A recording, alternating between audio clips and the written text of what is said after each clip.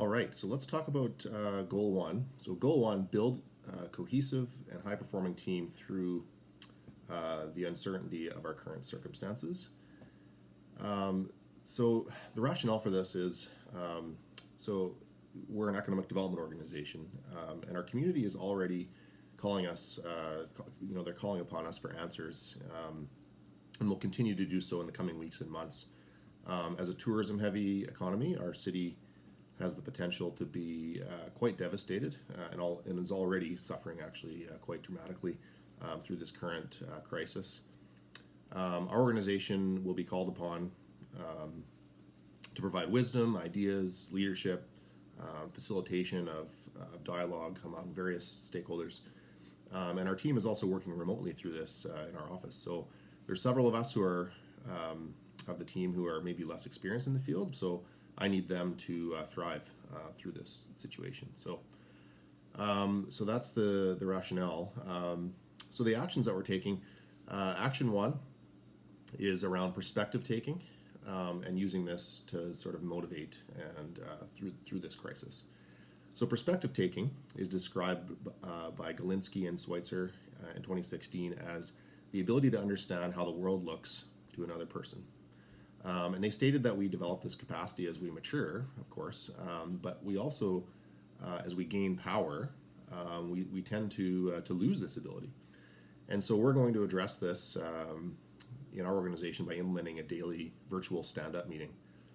So a virtual stand-up essentially means that if you were in person, you would be doing them standing up. So very short, to the point, those sort of things. So we're going to use these meetings every day virtually to check in with the team, to explore what they're working on and next steps and all that. But also, use these for a bit of a mental health check, discussing what each other's goals and habits are around mental health, and how we can sort of brainstorm with each other on how to improve that.